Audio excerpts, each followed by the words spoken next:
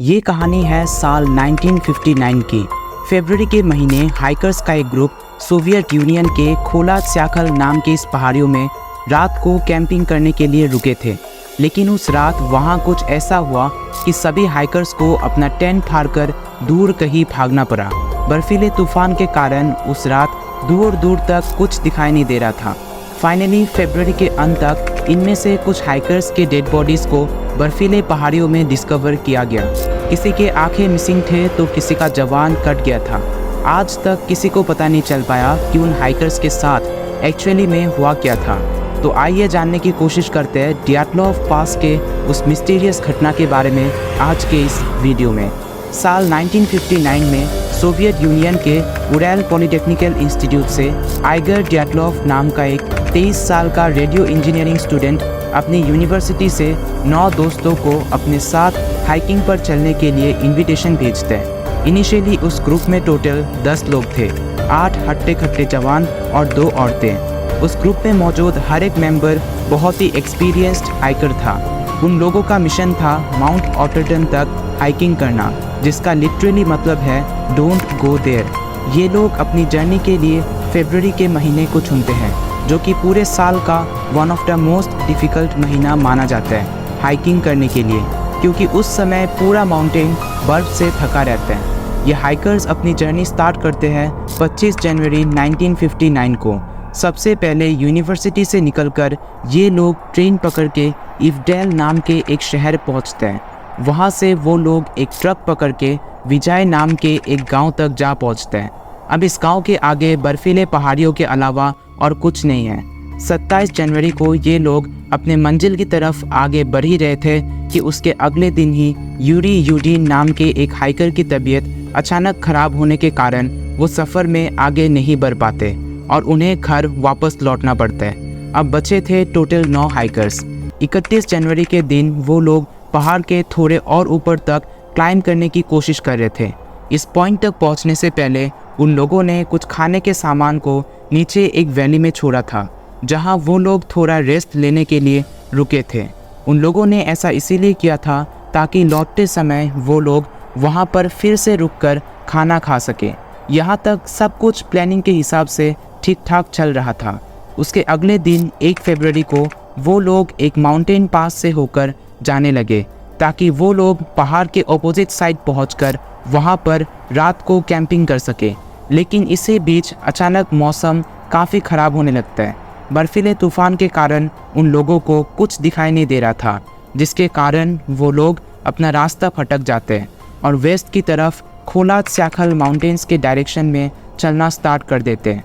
देखते देखते मौसम इतना ख़राब हो गया कि आगे बढ़ना उन लोगों के लिए मुश्किल हो गया। वो लोग उसी पहाड़ की चोटी पर कैंप लगाने का फैसला करते हैं। लेकिन यहाँ पर किसको पता था कि यही गलती उन लोगों के लाइफ की सबसे बड़ी और आखिरी गलती होने वाली थी। अब प्लानिंग के अकॉर्डिंग वो लोग 12 फरवरी को वापस रिटर्न होने वाले थे। आइगर डियाटलॉव जो उस ग्रुप का लीडर था, शुरू में ही उसने एक प्लान बनाया था कि जब वो लोग अपनी मंजिल से रिटर्न होकर वापस विजय गांव पहुंचेंगे तब वो लोग यूनिवर्सिटी तक एक मैसेज भेजेंगे। लेकिन 12 फरवरी का दिन बीत जाता है और अब तक उन लोगों की तरफ से कोई मैसेज नहीं मिला। हालांकि ये कोई बड़ी बात तो नहीं थी, क्योंकि हाइकिंग ट्रिप्स पर डिले होना एक नॉर्मल बात है। धीरे धीरे समय बीतता गया और जब 20 फरवरी तक उनकी तरफ से कोई मैसेज नहीं मिलता है तब इन हाइकर्स के घरवाले काफ़ी चिंता में पड़ जाते हैं। काफ़ी रिक्वेस्ट करने के बाद यूनिवर्सिटी की तरफ से स्टूडेंट्स और टीचर्स के एक रेस्क्यू टीम को उस पहाड़ियों में भेजा जाता है। 26 फरवरी को जब ये रेस्क्यू टीम खोला स्याखल पहाड़ियों में जा पहुंचता है तब वहाँ एक पर्टिकुलर जगह पर इन लोगों को हाइकर्स का टेंट दिखाई देता है, जो पूरी तरह से टूट फूट गया था और बर्फ़ के अंदर धंस चुका था। टेंट के अंदर उन लोगों को खाने का सामान और हाइकर्स के गर्म कपड़े और जूते मिले। टेंट के सामने बर्फीले ज़मीन पर हाइकर्स के फुटप्रिंट्स बने हुए थे, जो पहाड़ के नीचे की तरफ जा रहे थे।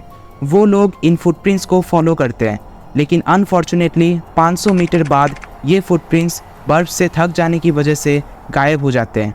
करीब 1.5 किलोमीटर नीचे आने के बाद उन लोगों को एक फॉरेस्टेड एरिया दिखाई देता है और वहाँ एक बड़े पाइन ट्री के नीचे एक बोनफायर लगा हुआ था, जो कि ऑब्वियसली बुझ चुका था। इस जगह उन लोगों को पहले 2 हाइकर्स की डेड बॉडीज़ मिलते हैं जो बिना जूते पहने सिर्फ अंडरवेयर के साथ ज़मीन पर पड़े हुए थे। उस ऊंचे पेड़ की एक डाली भी टूटी हुई थी। शायद से इनमें से किसी ने अपना जान बचाने के लिए ऊपर उठने की कोशिश की होगी और उसी वक्त वो डाली टूटकर नीचे गिर गई। बोनफायर से थोड़ी दूर 3 और हाइकर्स की डेड बॉडीज़ पड़ी हुई थी। उनके पोजीशन को देखने पर ऐसा लग रहा था कि शायद वो लोग अपने टेंट की तरफ वापस भागने की कोशिश कर रहे थे और तभी उन लोगों ने अपना जान गंवा दिया। इसके बाद बाकी बचे हुए 4 डेड बॉडीज़ को फाइंड करने के लिए लगभग 2 महीने का समय लग गया। उस फॉरेस्टेड एरिया से लगभग 75 मीटर दूर नीचे एक झील के किनारे उन 4 हाइकर्स के डेड बॉडीज़ को डिस्कवर किया गया। चारों बॉडीज़ 4 मीटर बर्फ़ के नीचे पूरी तरह से धंस चुके थे। बॉडीज़ को निकालने पर पता चलता है कि इन्हें बहुत बुरी तरह से चोटें लगी थी। इनमें से एक की आंखें गायब थी और एक का जवान कट गया था। ये लोग पहले 5 हाइकर्स के कंपैरिजन में एटलीस्ट थोड़े गर्म कपड़े पहने हुए थे। ऐसा हो सकता है कि ये 4 हाइकर्स किसी तरह से पहले बच गए थे और अपने मरे हुए साथियों के कपड़े को पहनकर सर्वाइवल के लिए एक सेफ जगह ढूंढ रहे थे। इस सब के बाद इन सभी डेड बॉडीज़ के ऊपर इन्वेस्टिगेशन चलाया जाता है। इन्वेस्टिगेशन के दौरान पता चलता है कि पहले 5 हाइकर्स की बॉडीज़ पर कोई सीरियस इंजरीज नहीं थी, तो हो सकता है इनकी मौत एक्सट्रीम ठंड की वजह से हुई हो। बाकी 4 हाइकर्स जिनकी बॉडीज़ पर काफ़ी सीरियस चोटें लगी हुई थी, उनको देखकर ऐसा नहीं लग रहा था कि ये किसी इंसान या फिर जानवर का काम है। फाइनली जांच पड़ताल के बाद इन्वेस्टिगेशन टीम ऑफिशियली ये स्टेटमेंट देते हैं कि उन सबकी मौत किसी नेचुरल डिज़ास्टर के कारण हुई थी और इसी के साथ मई 1959 में इस केस को हमेशा के लिए क्लोज कर दिया जाता है। लेकिन यहाँ पर उन सब की मौत की असली वजह अभी भी एक रहस्य बनी हुई है। इस घटना के ऑलमोस्ट 60 ईयर्स बाद इस घटना के ऊपर कई सारे एक्सप्लेनेशंस दिए जाते हैं। जो सबसे कॉमन एक्सप्लेनेशन है वो कहती है कि उन सब की मौत एवलांच के चलते हुई थी, यानी कि पहाड़ से बड़े बड़े बर्फ़ के टुकड़े गिरने के कारण। 2015 से लेकर 2019 में किए गए एक स्टडी में पता चला कि उस रात 1 फरवरी को मौसम बहुत ही ख़राब था। हवा बहुत तेज़ी से बह रही थी, बर्फीला तूफान था और टेम्परेचर लगभग -40 डिग्री सेल्सियस के आसपास था। तो टेंट फाड़कर भागना, पहाड़ के नीचे फॉरेस्टेड एरिया में शेल्टर लेना, ये सब बिल्कुल जायज़ है क्योंकि वो सभी एक्सपर्ट हाइकर्स थे और ऐसी सिचुएशन में क्या करना चाहिए ये उन लोगों को काफ़ी अच्छे से पता था। अब इसके दूसरे साइड पर इस एक्सप्लेनेशन को गलत साबित करने के लिए हमारे पास 2 एविडेंस है। सबसे पहला, उस हादसे के बाद वहाँ पर 100 से भी ज़्यादा एक्सपेडिशंस चलाए गए और सभी डेटा और कैलकुलेशंस के बेसिस पर ये पता चला कि फरवरी के महीने वहाँ एवलांच होना ऑलमोस्ट इम्पॉसिबल है। हालांकि उस रात मौसम काफ़ी ख़राब था, लेकिन ऊंचे बर्फीले पहाड़ियों में ऐसा मौसम एक्सपीरियंस करना एक नॉर्मल बात है। यहाँ पर दूसरा पॉइंट ये है कि टेंट के बाहर उन लोगों के फुटप्रिंट्स काफ़ी कंसिस्टेंट थे। ऐसा लग रहा था मानो सब लोग एक साथ ग्रुप बनाकर धीरे धीरे चल रहे थे। लेकिन डिज़ास्टर के वक्त आमतौर पर लोग इधर उधर तेज़ी से भागने लगते हैं, तो ऐसे में फुटप्रिंट्स के निशान भी इधर उधर होने चाहिए थे। एक और एक्सप्लेनेशन है जो ये कहता है कि जिस वक्त ये हाइकर्स उन पहाड़ियों में कैंपिंग कर रहे थे, उस वक्त उस एरिया में सोवियत मिलिट्री हेलीकॉप्टर्स बॉम्ब गिराने का टेस्टिंग कर रहे थे। तो हो सकता है गलती से इनके टेंट के सामने बॉम्ब गिर गया हो और अपनी जान बचाने के लिए ये लोग टेंट फाड़कर बाहर निकले हो और उन 4 हाइकर्स की इतनी बुरी इंजरी बॉम्ब गिरने के कारण ही हुई हो। हाइकर्स के फैमिली मेंबर्स ये मानते हैं कि सोवियत आर्मी इस पूरे हादसे को हाइपोथर्मिया से जोड़कर किसी तरह से रफा दफा करना चाहता है। हाइपोथर्मिया मतलब एक ऐसा कंडीशन जिसमें आसपास के एक्सट्रीम ठंड के कारण एक इंसान के बॉडी का टेम्परेचर ज़रूरत से ज़्यादा कम हो जाता है और अल्टीमेटली उस इंसान की मौत हो जाती है। लेकिन क्या यही सच्चाई है? इसका जवाब क्लियरली दे पाना अभी भी मुश्किल है। इसी बीच आपको एक और बात बता दें कि जब इन्वेस्टिगेशन टीम उस जगह पर छानबीन कर रहे थे, तब उन लोगों को पता चला कि उस टेंट के ऊपर एक एग्जॉस्ट पाइप लगाया हुआ था और टेंट के अंदर स्टोव में उस रात वो लोग खाना पका रहे थे। लेकिन बाद में जब वो टेंट टूटी हुई कंडीशन में पाई गई, तब टेंट में लगा एग्जॉस्ट पाइप गायब था।